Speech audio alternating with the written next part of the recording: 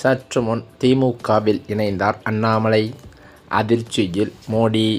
ஸ்டாலின் கொடுத்த முக்கிய பதவி.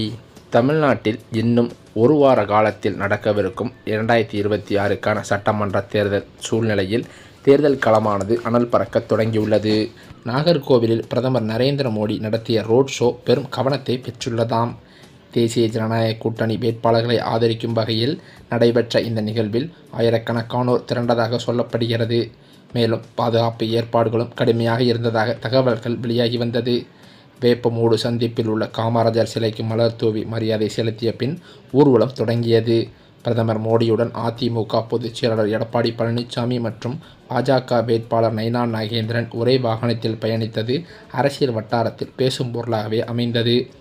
அதே சமயம் ரோடு ஷோ முடிவில் வடசேரி அண்ணா சிலை அருகே வாகனம் நின்றது. அப்போது வாகனத்தில் இருந்தபடியே எடப்பாடி பழனிசாமி, நைனா நாகேந்திரன் ஆகியோர் தொண்டர்களை நோக்கி கையசைத்து கொண்டிருந்தனர். இதனையடுத்து பிரதமர் மோடி எடப்பாடி பழனிசாமியை நோக்கி கீழே இறங்குமாறு சைகை காட்டினார்.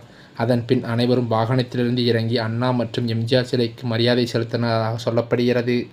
இப்படி இருக்கும் நிலையில் வானதி சீனிவாசன் அவர்கள் தனது உடல்நிலை காரணமாக கட்சி பணிகளிலிருந்து ஓய்வு பெறுவதற்கு மேலும் சிகிச்சை பெறுவதற்கு மருத்துவமனையில் அனுமதிக்கப்பட்டுள்ளது பெரும் அரசியல் சர்ச்சையை கிளப்பியுள்ளது.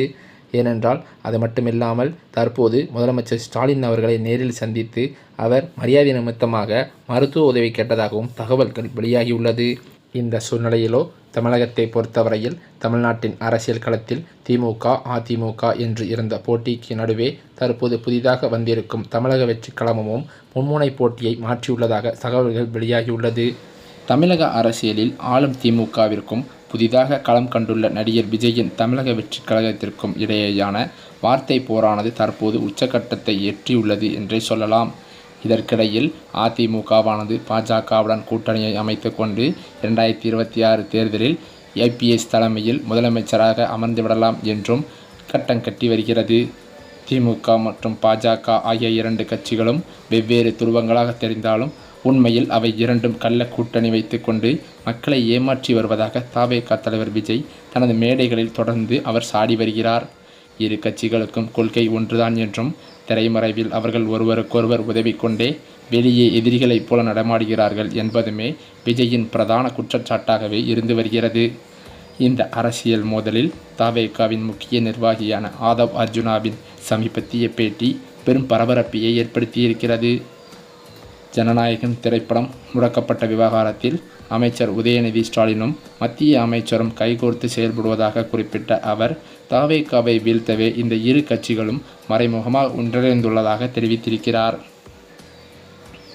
குறிப்பாக திரைப்படம் இணையத்தில் கசிந்த விவகாரத்திலும் இதே கூட்டு சதி நீடிப்பதாக அவர் குற்றம் சாட்டியிருக்கிறார்.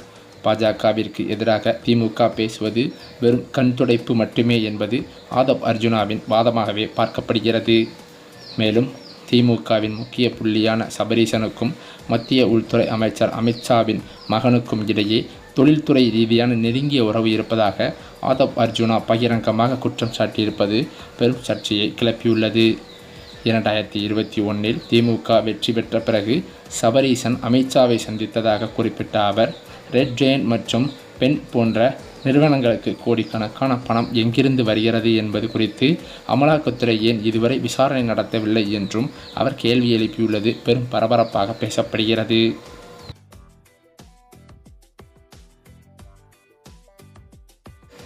அது மட்டுமில்லாமல் இத்தகைய அடுக்கடுக்கான புகார்கள் தமிழக அரசியல் களத்தில் திமுக மற்றும் பாஜக உறவு குறித்த புதிய விவாதத்தை கிளப்பியிருக்கிறது என்றே சொல்லலாம்.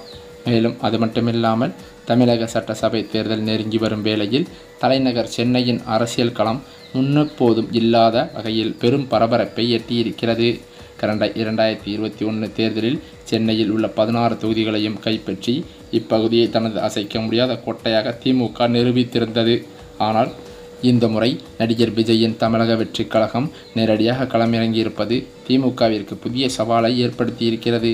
குறிப்பாக பெரம்பூர் தொகுதியில் அக்கட்சியின் தலைவர் விஜயும் டி நகர் மற்றும் வில்லிவாக்கம் போன்ற முக்கிய பகுதிகளில் புசி ஆனந்த், ஆதவ் அர்ஜுனா உள்ளிட்ட முக்கிய நிர்வாகிகளும் போட்டியிடுவது வாக்குகளை பிரித்து அதிமுகவின் வெற்றிக்கு வழிவகுத்து விடுமோ என்ற தகவலை, அதாவது கவலையை திமுக தலைமைக்கு ஏற்படுத்தியிருக்கிறதாம்.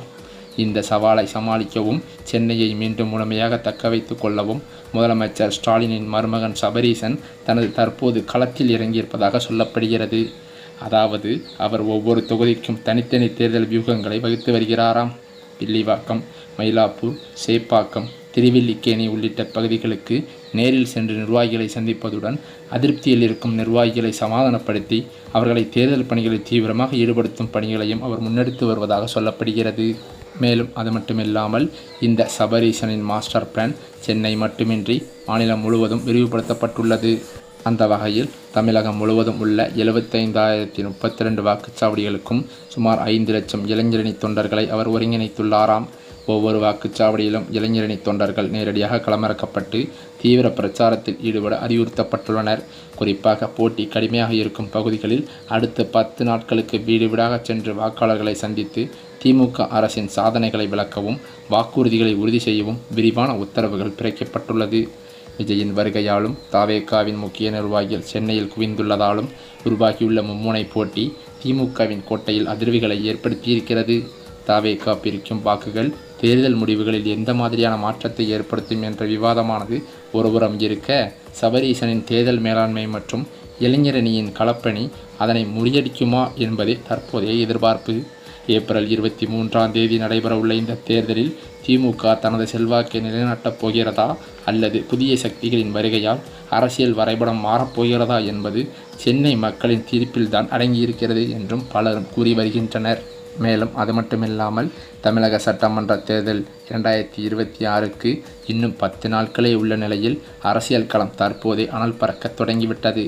ஒருபுறம் வாக்கு சேகரிப்பு தீவிரமடைந்து வரும் நிலையில் மறுபுறம் மாற்றுக் கட்சியினரை தங்கள் பக்கம் இழுப்பதில் அரசியல் கட்சிகள் தீவிரம் காட்டி வருகின்றனர். இதன் ஒரு பகுதியாகவே திருச்செங்கோடு பகுதியில் அதிமுக சார்பில் தீவிர பரப்புரையில் ஈடுபட்டிருந்த முன்னாள் அமைச்சர் தங்கமணி தற்போது திமுக பக்கம் தாவ இருப்பதாக அதிர்ச்சி தகவல்கள் ஒரு பக்கம் பரவி வருகிறது. அதனை நிரூபிக்கும் வகையில் இன்னும் ஓரிரு நாட்களில் தனது ஆதரவாளர்கள் 500 பேருடன் ஸ்டாலினை நேரில் சந்தித்து திமுகவில் இணைய இருப்பதாக அதிர்ச்சி தகவல்கள் அதிமுக தலைமைக்கு தகவல்கள் கிடைத்துள்ளதாக சொல்லப்படுகிறது.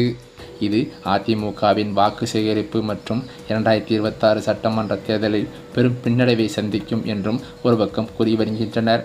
அந்த வகையில் பார்த்தால் அதிமுகவையே நம்பியிருக்கும் பாஜகவானது தற்போது திமுகவிற்கு அடிபணிந்து விடுமோ என்றும், பாஜக தற்போது இந்த தேர்தலில் அதிமுகவை நம்பி படுதோல்வியை சந்தித்து விடுமோ என்ற அச்சத்தில் மோடியும் இருந்து வருகிறாராம். அதே சமயம் பார்த்தால் அதிமுகவானது பாஜகவை நம்பியிருக்கிறது என்றும், பாஜக அதிமுகவை நம்பியிருக்கிறது என்றும் பலரும் கேலி செய்து வருகின்றனர்.